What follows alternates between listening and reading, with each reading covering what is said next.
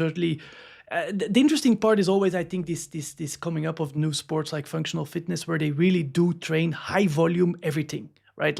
And then you just see, we had a paper where we physiologically profiled CrossFit athletes. I'm talking about games athletes and really high level athletes.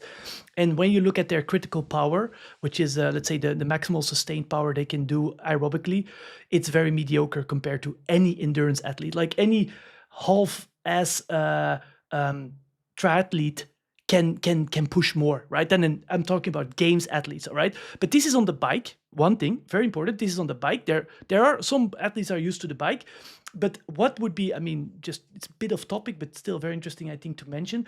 What would be obviously much more interesting is to know their threshold VO2, as well as their power production during functional movements.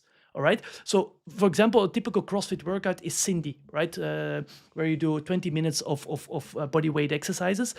I want to know their power production during a Cindy workout. And this would be, I think, very high. And this is just a specificity of training. That would be one caveat to this. So it doesn't necessarily mean that, for example, functional athletes have a low conditioning. It's just a different conditioning. But it is true that they're not going to be pure endurance or pure strength. The same with weight numbers, right? The weightlifting, I think I saw Guy Maieros lifting 400 pounds, which is like a squat clean of 400 pounds. It's massive for a CrossFitter, but it's very average for any weightlifter at that age category, age and weight category. So, but that's normal, right? Like it's completely normal, and that is because he needs to be able to do so many more things. It's insane. And if we talk about Hyrox, for example, I think that would be then we're getting much closer towards elite endurance, let's say numbers, right? Like.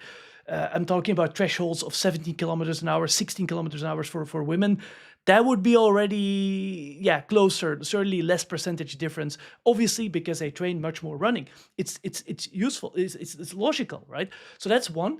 To your second point related to interference between, let's say, energy systems, this I cannot really comment on. It's a good point. I never really thought about it. What we do know, obviously, is that if you always train, I mean, there's something in it. If you always train high intensity, for example, like a CrossFitter does, which is obviously also an interesting case study, we do see that on the bike and even on the runner, their VO2 max is not that high.